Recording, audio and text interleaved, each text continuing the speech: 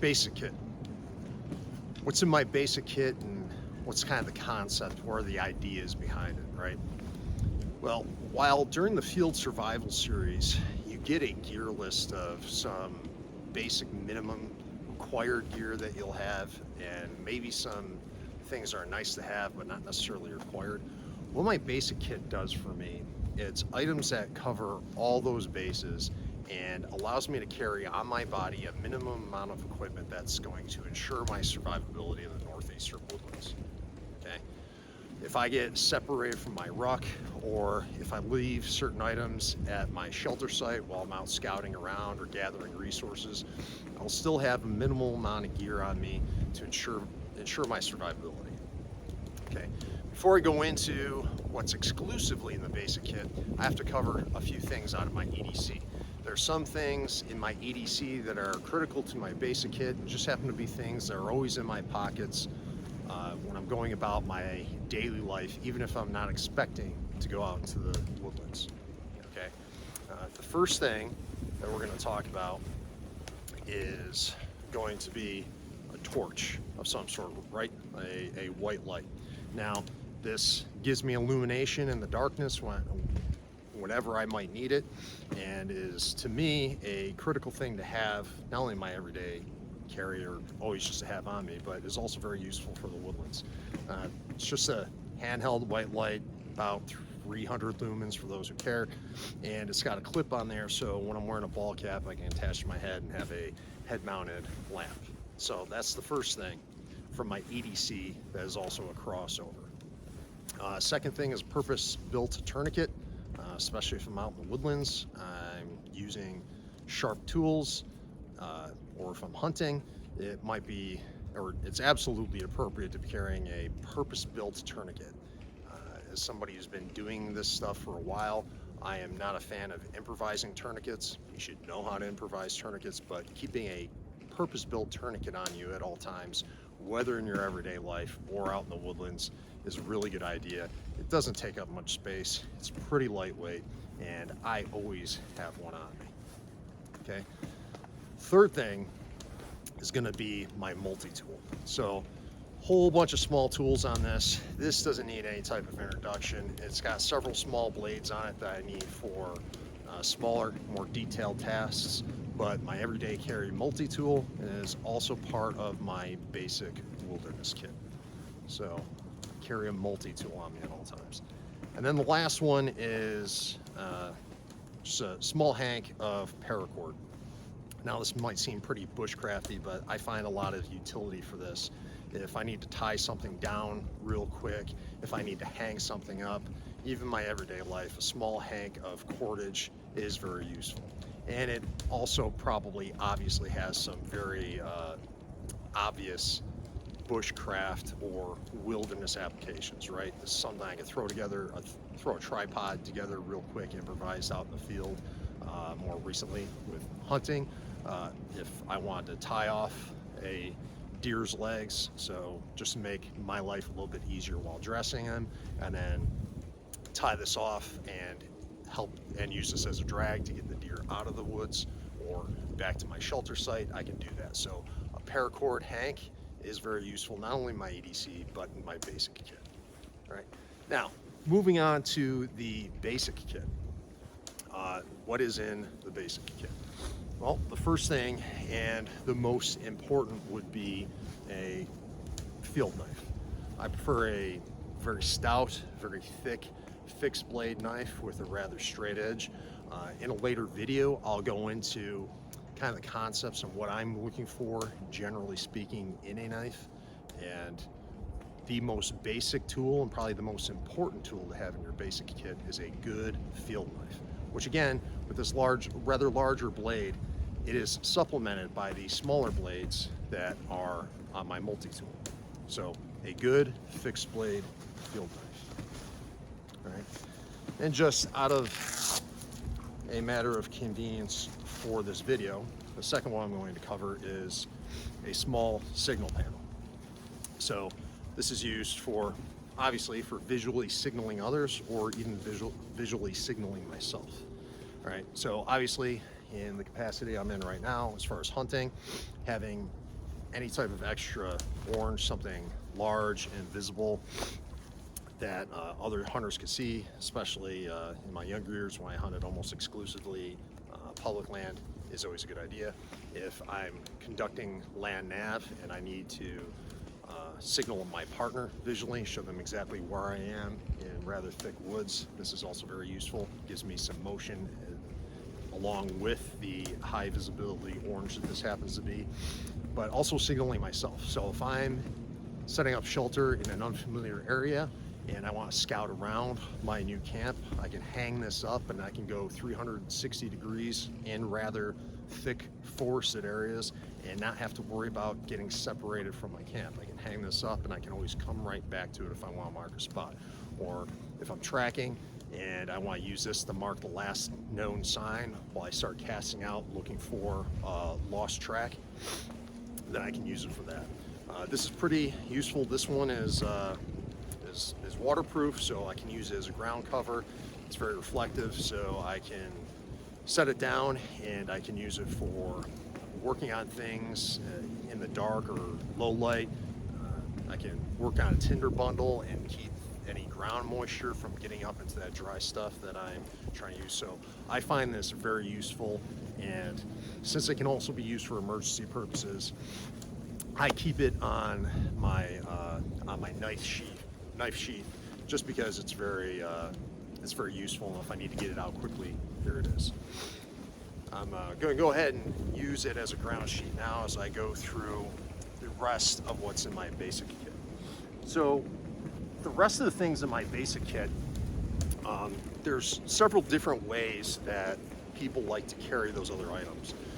I prefer to use a separate pouch, something like a fanny pack with a belt.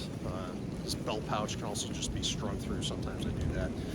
When the weather is such as this, I like to have it on a belt so I can put it on the outside of my insulative clothing, and it's always accessible, it's always out there. If I want to wear thicker insulative clothing on my leg, I can also hang my knife with this, so everything's on the outside and accessible. I find that some of the other ways that you see people do it don't necessarily work for me. While I could carry all this stuff in pockets, I'm not always wearing pants with a lot of pockets, right? Or if I'm wearing insulating clothing over the top of, say, my jeans, I couldn't get away with wearing all this without it being rather difficult to access them. With that too, you'll see very much in, say, the British military, they're big fans of keeping all their survival gear in a all-purpose smock or outer jacket, even though it's not necessarily very insulating. It's an outer jacket that they wear and everything else. Well, as hot as it can get here in the summer, I don't necessarily want to carry all this stuff in a jacket, right? There might be times where it's just too hot, it's just not practical, and I want to have this stuff on me at all times. So generally, I'll keep this stuff in a belt pouch, right? So what's in here? Okay, the first thing we'll cover is this line right here. So it's a rapid ridge line. This is pretty standard within the bushcraft industry.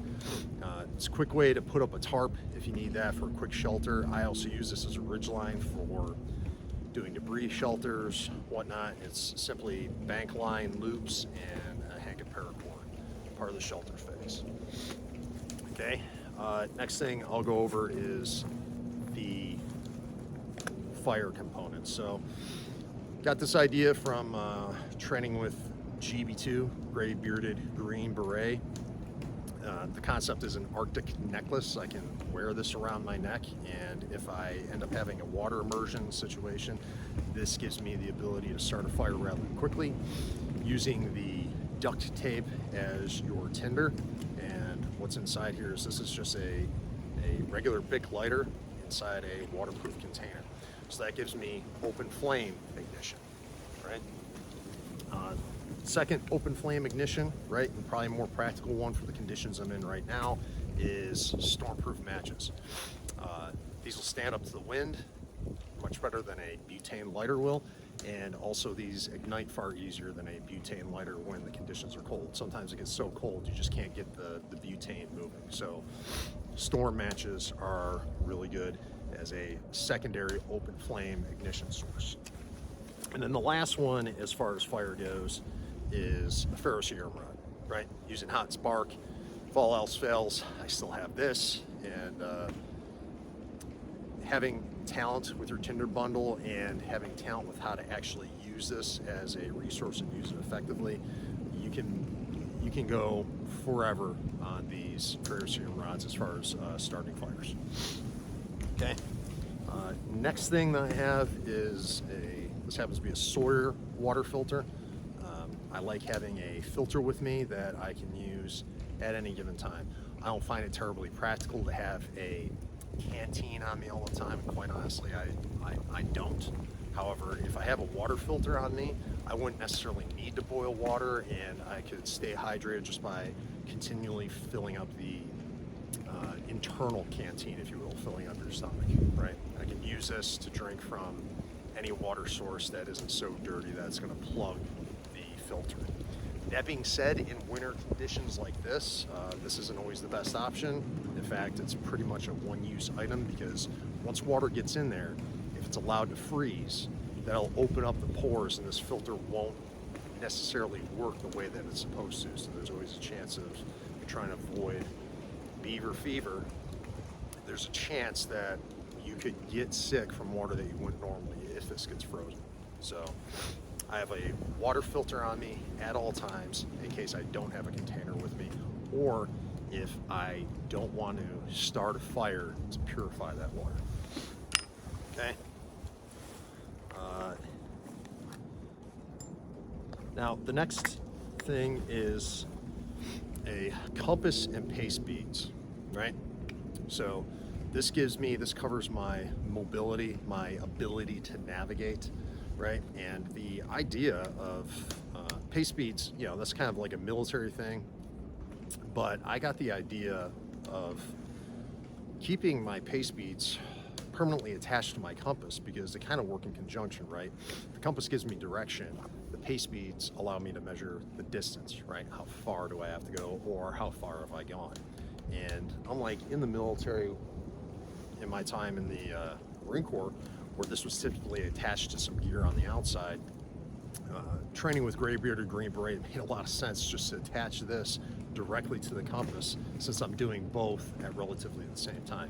But also part of my basic kit is compass and beads, and this can be very useful as far as navigating, especially if you're relatively familiar with your area. You don't necessarily need a map, but I always have a compass and pace beads on me. And then also in my basic kit, just because there's plenty of room still in this pouch, and there's also some nice to haves. These aren't things I really consider a requirement, but they're things I really like having with me.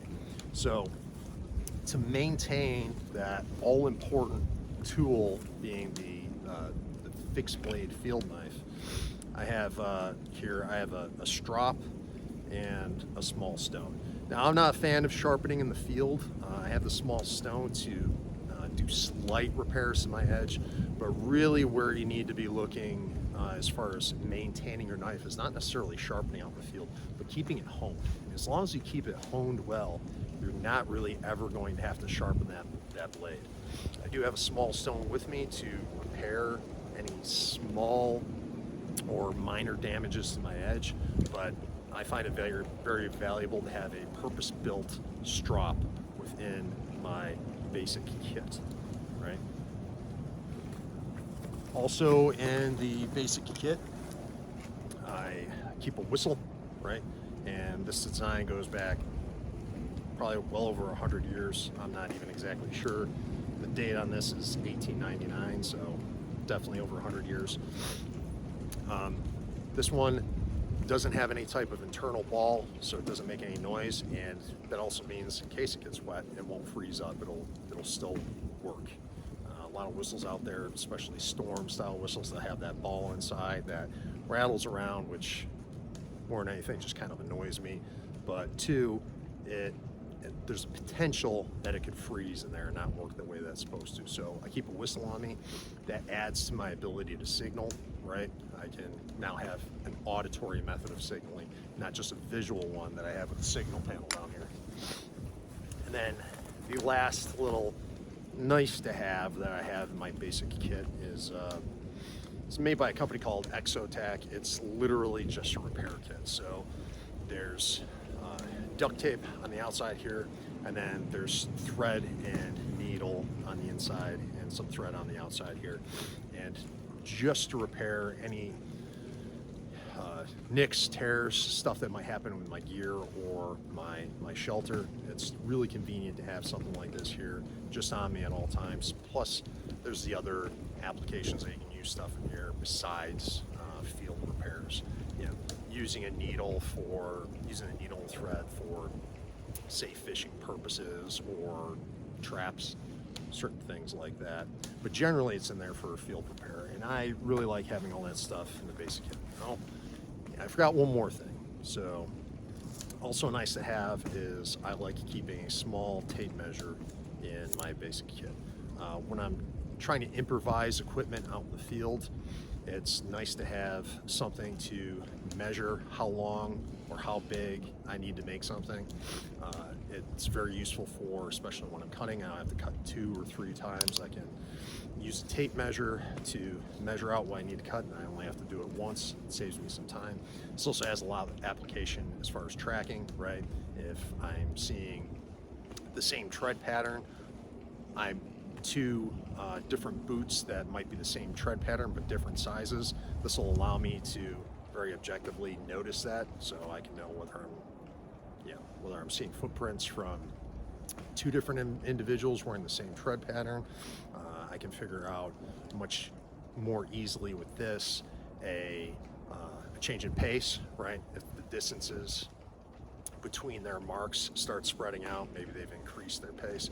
A whole bunch of things. I just find a lot of utility in a small ruler or small measuring tape. So that's also a little bit extra in there.